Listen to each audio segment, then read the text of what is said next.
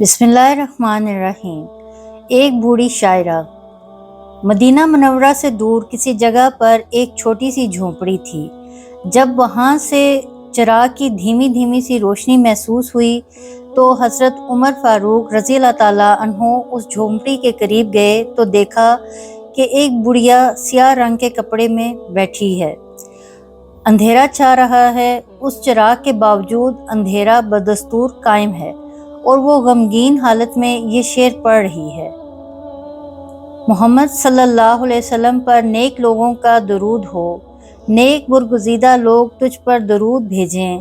बेशक तू निगरां और वक्ते सहर रोने वाला था। काश मुझे मालूम होता और खुदाई फैसले मुकर्रर हैं। क्या तुम मुझे और मेरे हबीब को इस घर में जमा कर दोगे? बुढ़िया की ये बातें हज़रत उमर रज़ी अल्लाह ताला अन्हों के दिल पर असरअंदाज हुईं और उनको गुज़रा हुआ ज़माना याद आ गया। फिर ज़ारो कतार रोने लगे और उसके घर का दरवाज़ा खटखटाया। बुढ़िया ने पूछा, कौन है? हज़रत उमर रज़ी अल्लाह ताला अन्हों ने कहा, मैं उमर बिन खत्ताब रज़ी अल्लाह ताला अन्हों हूँ। कहने लगी, मुझे उमर रज़ी अल्लाह ताला अन्हों से क्या काम? उस वक़्त हज़रत उमर रज़ी अल्लाह ताला अन्हों क्या लेने आया है? हज़रत उमर रज़ी अल्लाह ताला अन्हों ने कहा कि दरवाज़ा खोलो, अल्लाह तुम पर रहम करे, तुम घबराओ नहीं। चुनाचे बुढ़िया ने दरवाज़ा खोला और हज़रत उमर तशरीफ़ ले गए।